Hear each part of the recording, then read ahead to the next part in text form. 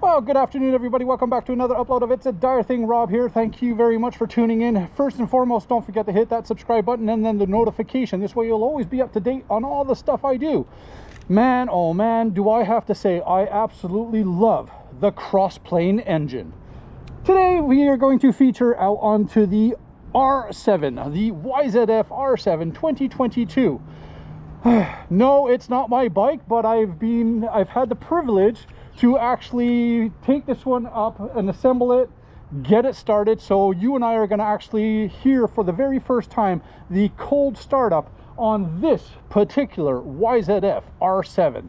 But it belongs to one of my dear friends who also here is a co-worker for us.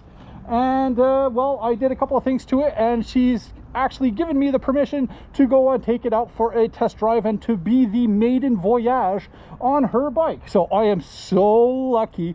Thank you, Ms Peetee, my dear. You are awesome. So enough gab, enough talk. Let's fire it up and go for a small ride. Now, again, mind you guys, it is in break-in because it has not been started whatsoever. It has not been run. The tires are brand new. The engine is brand new. I am not going to be doing any hooligan stuff with it because it doesn't belong to me anyways. So take it nice and easy, have a fun leisure ride, and let's see what it feels like. And I'll give you my commentary on how I like the R7.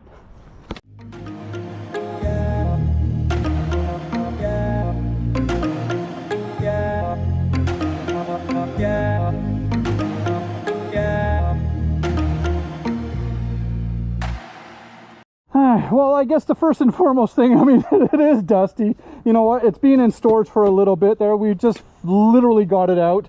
It's been kind of sitting in the office there as a display unit. So I'm not going to wipe it down because I don't want to put any scratches on it. You know, when it's black, it definitely shows up anything. So we are just going to take the cover off here. This is a absolutely beautiful LCD screen. It's cool, man. I really like this bike. Like, I really like this bike. So this is the first official cold startup of the R7 here in Canada for Ms Peetee Yamaha. Ooh. I'm going to cycle the fuel pump twice. So there, we've turned it on. It's pushed the fuel. I'm going to turn it off, turn it on again, just so we can get a shot of fuel into the cylinders, load it all up, get it all ready. We're good. Turn it on and off, and ready, let's go. She is alive. She's officially alive. Oh, that's quiet. That's a little quiet engine, eh? But again, there's no difference between the FZ7 MT-07 or this R7. The Tenere 700 is a little bit different in exhaust, so it does sound a little bit different. But you know what? I know the way I know this girl, I know she's already ordered up the exhaust, and it's probably going to be a super awesome carbon fiber Yoshimura or something of badass anyways. So it doesn't matter. Let this thing warm up. I'm going to bring it up to a little bit of temperature here, and then we'll just kind of go out just for a nice little leisure ride, just so she can kind of get all the fluids going through and make sure everything works. The brakes work, the clutch works, and it's set properly and everything like that. So I'll kind of get this up. So once we're ready to actually physically ride, you'll join on with me here and we'll take it for its maiden voyage together, guys. So, but it's an awesome bike. Super smooth. It is kind of set a little bit lower down. So again, unless you're like really cruising at a higher rate of speed, I think your wrists are definitely going to feel it. The whole bike is a little bit lower, right? Until she becomes a little bit more accustomed to it and more comfortable in regards to the sitting position or the height. Again, some people are vertically challenged, right? And this is where it kind of a bit of a pain in the butt for some people. As you can see, it is lowered down by 2 inches, but when I sit on it, the sag is actually really nice. And I'm like 200 and almost 240 pounds. Please know I'm not that fat, but I am.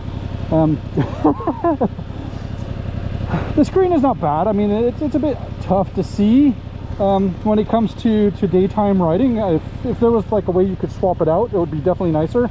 But again, you know what? You don't need to be paying attention to that. You need to be paying attention to what's in front of you more so, right? So clutch is adjusted nice. A little bit of slack on this cable here. I'm not a big fan. I like it really tight, but technically that's what you're supposed to have anyways. So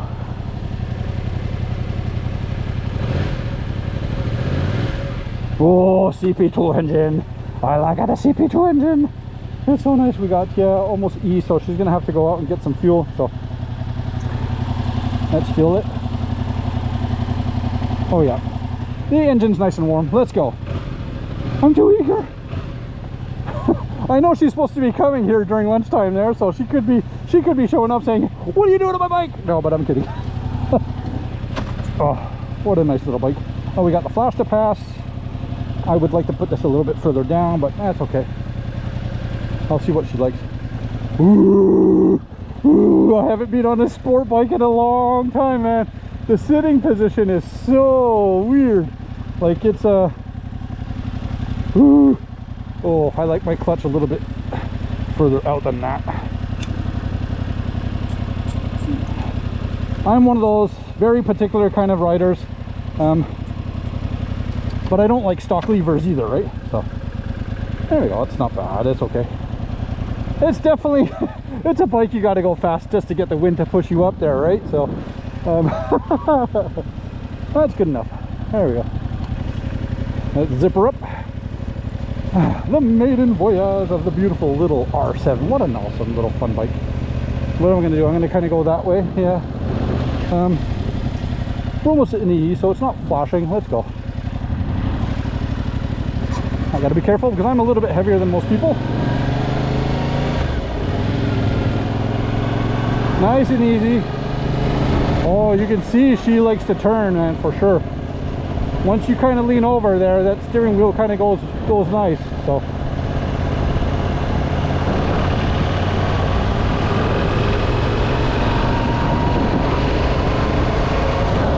got to keep it nice and low on the RPMs, just let it really settle in. But once the fluid and the oils get going, what I like to do is I like to load it up. So I'll go at a nice slow pace.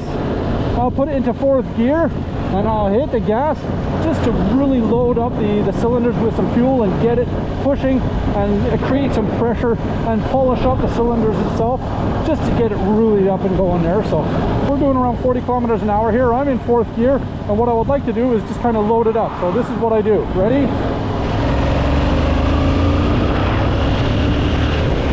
Then I'm off. Then I'll clutch it in, bring the RPM right down. I'll slow it right down. Back to 40, clutch out, and do it again. Load it.